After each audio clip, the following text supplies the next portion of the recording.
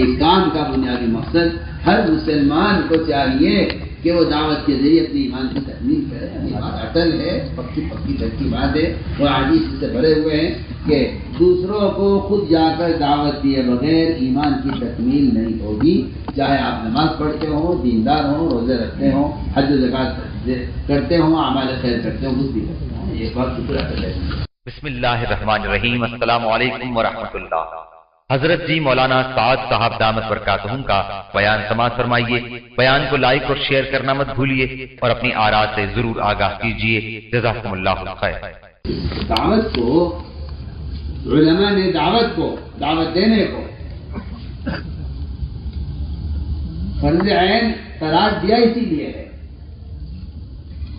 کہ ایمان فرض عین اور اس کی تکمیل کا یہ سبب. یہ ہر ایک کی اپنی ضرورت ہے. تبلیغ جماعت میں لگوں نہ لگوں، تبلیغ جماعت کا سوال نہیں ہے. سوال ہے میرے اپنے ایمان. آپ یہ سمجھتے ہیں کوئی جماعت ہے جس میں داخل ہو جاؤں یا نکل جاؤں؟ نہیں.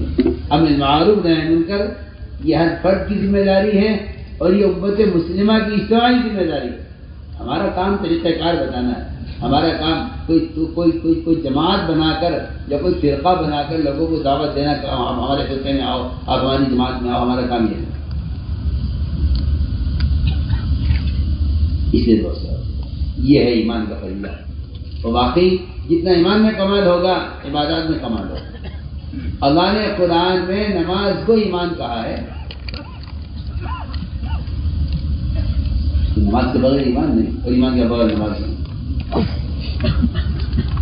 کتنا بڑا امت کا کتنا بڑا طبقہ ہے جو نماز سے واقف ہے. کتنا بڑا طبقہ ہے جو نماز سے واقف ہے. اور یہ بات یاد رکھو، جس کی زندگی میں نماز نہیں اس کا اسلام میں کوئی حصہ نہیں. اس کے اسلام میں کوئی حصہ نہیں. اس کی زندگی میں نماز نہیں، اس کے اسلام میں کوئی حصہ نہیں. عمر رضی اللہ عنہ نیزہ مارا گیا اور زخم اتنا گہرا تھا کہ میلے تک پہنچ گیا. اور دودھ پلایا گیا تو وہ دودھ زخم سے باہر آ گیا. بے ہوش تھے. یہ خلیفہ ثانی ہیں. ان کے آخری کلمات کیا ہیں؟ اور آپ صلی اللہ علیہ وسلم خاتم الانبیاء ہیں. آپ کے آخری کلمات آپ کے آخری کلمات اذات الصلاۃ. آپ نے پوری اپنی زندگی کی ساری محنت کا خلاصہ اپنی موت کے وقت تین الفاظ میں پوری زندگی کا خلاصہ آپ نے پیش کیا. پوری زندگی کی محنت. الصلاۃ کی اگر فرمایا اللہ کے حقوق کی حفاظت، اللہ کے حقوق کی حفاظت، اس کا اہتمام. امام ملکۃ ایمانکم یہ اگر فرمایا کہ اللہ کے بندوں کے حقوق کا ادا کرنے کا اہتمام. اور تیسری بات یہ فرمائی امام ملکۃ ایمانکم، اور تیسری بات یہ فرمائی کہ انجی جیسے اسامہ کہ اسامہ کے لشکر کو روانہ کر دینا میری موت سے متاثر ہو کر. ایسا نہ ہو کہ تم جماعت کو روکو.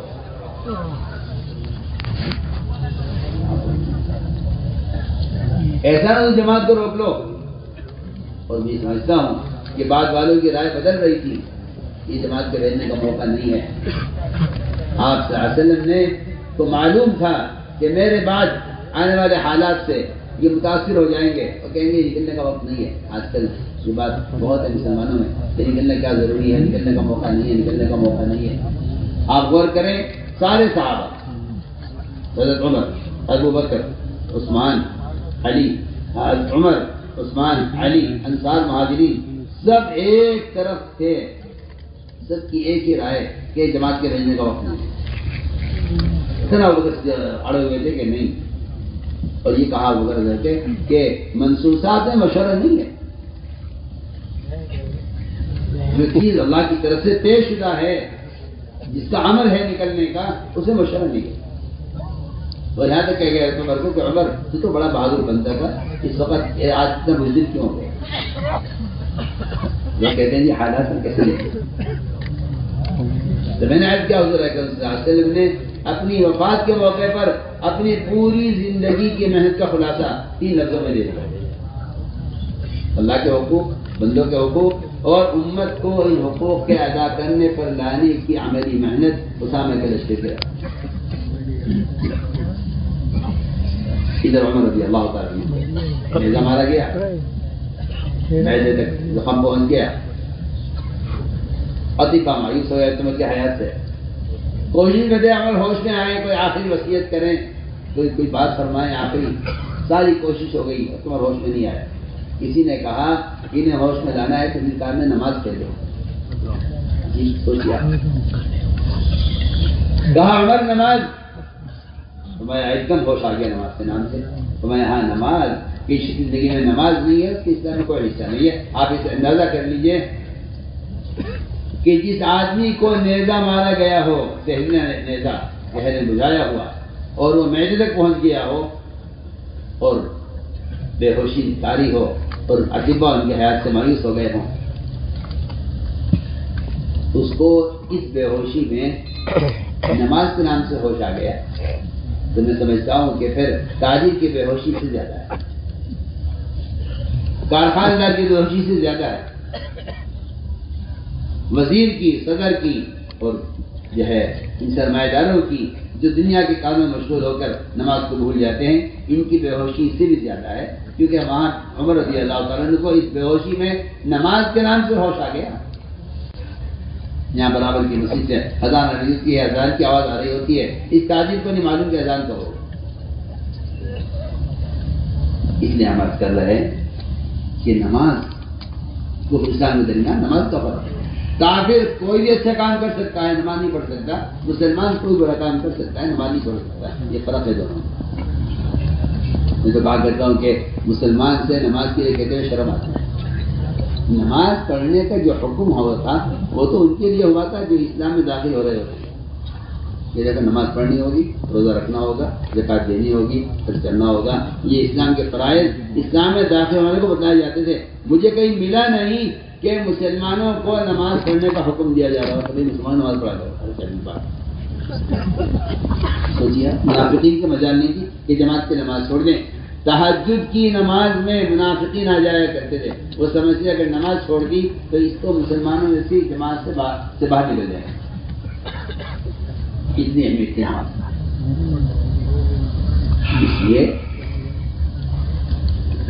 خود عذاب سے بچو، دوسروں کو بھی عذاب سے بچاؤ، اس لیے کہ اگر بے نمازی پر عذاب آئے گا، اگر بے نمازی پر عذاب آیا، سنیے میں کیا کہہ رہا ہوں، اگر بے نمازی پر عذاب آیا تو نماز پڑھنے والے بھی نہیں بچے۔ میری کیا پتا ہے، میں تو پڑھتا ہوں، میری کیا پتا ہے مجھے کیوں عذاب آیا، کہ آپ پر عذاب اس لیے آیا کہ آپ نے اس کو نماز پر آمادہ نہیں کیا۔ بالکل یقینی بات ہے، نماز کا چھوڑنا منکر ہے، اور جو آدمی دوسرے کو منکر سے نہیں روک رہا ہے، اگر اللہ کا عذاب آئے گا تو پھر نجات صرف ان کو ہوگی جو دوسروں کو منکر سے روکتے تھے۔ قرآن کی آیت کا ترجمہ کر رہا ہوں، فَلَمَّا نَسُوا مَا ذُكِّرُوا بِهِ أَنجَيْنَا الَّذِينَ يَنْهَوْنَ عَنِ السُّوءِ، کہ اگر عذاب آیا نہ ماننے والوں پر تو اللہ تعالیٰ کی طرف نجات صرف دعوت دینے والوں کو ہوگی جو ان کو منکر سے روکا کرتے۔ میرے دوست نماز پڑھتے ہیں، لیکن یہ نماز اللہ تعالیٰ کے خزانوں سے براہ راست فائدے اٹھانے کے لیے، اور براہ راست فائدے کیا، براہ راست اللہ کے خزانے جوڑ دینے والی نماز ہے، اور نماز یقیناً منکرات سے روک دے گی۔ اگر کوئی شخص نماز پڑھتے ہوئے بھی کوئی گناہ کرتا ہے تو یہ اس بات کی پکی علامت ہے کہ اس کی نماز میں نقصان ہے، اس کی نماز میں کرنا ہے، کہ نماز کا اثر نہیں دکھلا رہی۔ اس لیے فرمایا کہ نماز کو درست کر کے پڑھو۔ حدیث میں آتا ہے اگر کوئی شخص رکوع سے اٹھنے کے بعد اپنی کمر کو سیدھا نہیں رکھتا تو اللہ اس کی نماز کی طرف اٹھا کر نہیں دے، صاف روایت ہے، اللہ اس کی نماز کی طرف نظر اٹھا کر دیکھتے کہ جس کی نماز میں رکوع کے اندر اطمینان نہ ہو۔ ایک صاحب نے نماز پڑھی، جلدی پڑھی، آپ نے بار بار حکم لگایا جاؤ نماز پڑھو، تم نے نماز نہیں پڑھی، فرمایا نماز تم نے پڑھی ہی نہیں۔ اسے بعض صحابہ کہتے ہو، بعض ائمہ کہتے ہو، اس پر مذہب یہ ہے کہ نماز ادا ہی نہیں ہوگی اگر اطمینان نہیں۔ اس لیے میں نے عرض کیا کہ نماز پر ہمیں 3 طرح محنت کرنی ہے۔ پہلی محنت نماز کا ظاہر درست ہے،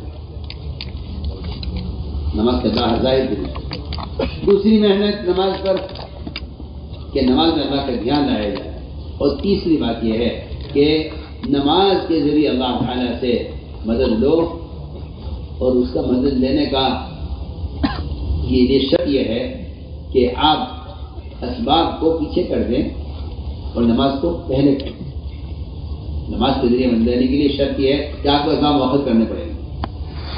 ایک صحابی چلے تجارت کرنے کے لیے, پوچھا آپ سے اللہ پہلے جانا چاہتے ہیں تجارت کے لیے؟ فرمایا ہاں جاؤ, لیکن آپ نے فرمایا پہلے 2 رکعت نماز پڑھیں. تجارت سے نہیں روکا, لیکن نماز کی تجارت کو مقدم کیا. فرمایا کرتے تھے کہ تیری نماز کا اللہ امتحان اس طرح دیں گے کہ ادھر اذان ہوگی مغرب کی, ادھر گاہک آ جائے گا. اب تیرا امتحان ہے. اگر تو واقعی اگر ایمان ہے تو یہ کہے گا گاہک سے آ جاؤ نماز کے لیے, تم بھی چلو میں بھی چل رہا ہوں. واقعی میں کہتا ہوں کہ اپنے ایمان کو بچانے کا ایک واحد ذریعہ ہے, یہ واحد ذریعہ کہہ رہا ہوں, اللہ کی قسم واحد ذریعہ کہہ رہا ہوں کہ اپنے ایمان کے بچانے کا واحد ذریعہ یہ ہے کہ دوسروں کو دعوت ہے. مگر یہ باتیں لوگوں کو سمجھ آتی نہیں ہیں. وہ کہتے ہیں غلو کہہ کے بات ڈال دیتے ہیں. میں اس کی آسان کر دے رہا ہوں. آپ کے اپنے ایمان کے بچنے کا جو واحد سبب ہے وہ صرف دوسرے کو دعوت دینا ہے. وہ اس کی مثال آپ کو پیش کرتا ہوں. اگر آپ دکان پر ہیں اور مغرب کی نماز کے وقت کو گاہک آ جائے, ادھر اذان ہوئی مغرب کی, ادھر گاہک آ گئے.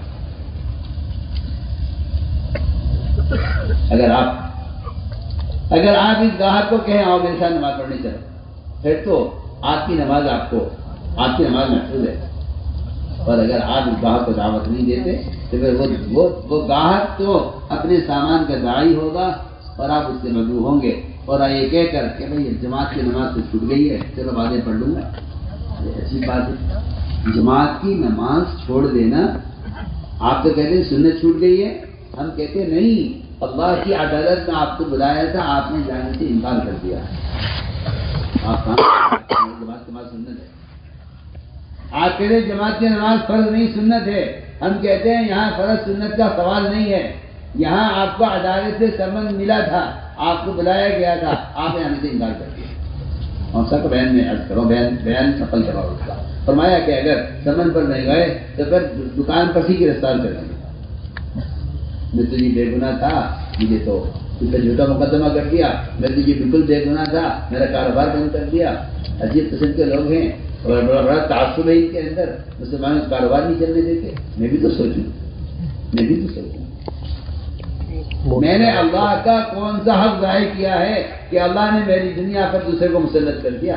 میں نے اللہ کا کون سا حق ضائع کیا ہے؟ اللہ نے میری دکان پر جھوٹا مقدمہ ڈال دیا. میں نے کون سا حکم ضائع کیا ہے؟ لوگ زکات میں دیتے نہیں بیٹا. دیکھیے وہاں آپ پر جب ٹیکس مسلط کیے جاتے ہیں تو آپ کہتے ہیں ظلم کیوں زکات نہیں دیتے. سودی قرضے سودی کاروبار, سودی قرضے سودی کاروبار. اور جب حالات آتے ہیں تو کہتے ہیں دیکھو یہ ظالم ہم پر ظلم کر رہے ہیں. نہیں, وما ظلمناہم ولکن کانوا هم ظالمین. اللہ نے کسی پر ظلم کرتے ہیں, نہ کسی پر ظالم مسلط کرتے ہیں. وہ تو جو خود اللہ کے احکام کو توڑ کر ظلم کرتے ہیں, اللہ تعالیٰ ان ظالموں کو مسلط کرتے ہیں. یہ اپنے آپ کو مظلوم کہہ رہا ہے. میرا کاروبار انہوں نے ختم کر دیا, مجھ پر انہوں نے جی ایس ٹی لگا دی, مجھ پر انہوں نے مقدمہ کر دیا, میری اتنی آمدنی پر وہ ضبط کر لیا. بات کبھی تنہائی میں بیٹھ کے سوچے کہ میں نے کتنی نمازیں ضائع کی, میں نے کتنی نمازیں ضائع کی. اللہ پر بڑھے نا, جو نماز کو ضائع کر دے میرا اس سے کوئی عہد نہیں, کوئی عہد نہیں ہے. تم جہاں چاہو جاؤ, جو چاہو کرو, میرا تم سے کوئی عہد نہیں. انسان اللہ کا حق مارتے تو سوچتا نہیں ہے, اور جب بندے اس کا حق مارتے ہیں تو پھر یہ کہتا ہے میں مظلوم ہوں. اپنے اللہ کے درمیان تو اپنے آپ کو ظالم نہیں سمجھتا, اپنے مخلوق کے درمیان اپنے آپ کو مظلوم سمجھتا ہے. کرتے ہیں جب مسلمان زکات دیا کرتا تھا تو غیروں سے ٹیکس دیا کرتا تھا. آج مسلمان نے تھوڑی سی مقدار زکات کی روک لی ہے اللہ کو دینے سے, اللہ نے ان غیروں کو ان پر مسلط کر دیا جو غیروں کو ٹیکس دیتے. جب مسلمان زکات دیتا تھا ٹیکس دیا کرتا تھا. جب مسلمان نے زکات روک لی ہے, اس زکات کی مقدار سے کہیں زیادہ, دسیوں گنا زیادہ مسلمان ٹیکس بھرتا ہے. بتا دیجیے, آپ دیکھ لیجیے آپ کے ٹیکس زیادہ ہے, زکات کی مقدار زیادہ ہے. دیکھیے اللہ نے تو تھوڑا سا مانگا تھا، وہ بھی اپنے لیے نہیں، فقراء کے لیے۔ اس لیے میں نے عرض کیا ہے کہ وہ تو امتحان ہوگا کہ آپ کا نماز پر کتنا ایمان ہے۔ اگر آپ دکان چھوڑ کر نماز کے لیے آ رہے ہیں تو اللہ تعالیٰ کا وعدہ ہے اس کے رزق میں دوں گا۔ اس لیے میں کہا کرتا ہوں کہ گاہک جو آتا ہے وہ اصل میں رزق دینے کے لیے نہیں بلایا بھیجا اللہ نے اس کو، اللہ نے اس کو اس وقت اس امتحان کے لیے بھیجا ہے کہ تو ایمان والا ہے یا نہیں۔ اگر ایمان والا ہے تو نماز مقدم کرے گا، اور اگر ایمان والا نہیں ہے تو پھر تو گاہک کو مقدم کرے گا، نماز کو ضائع کر دے گا۔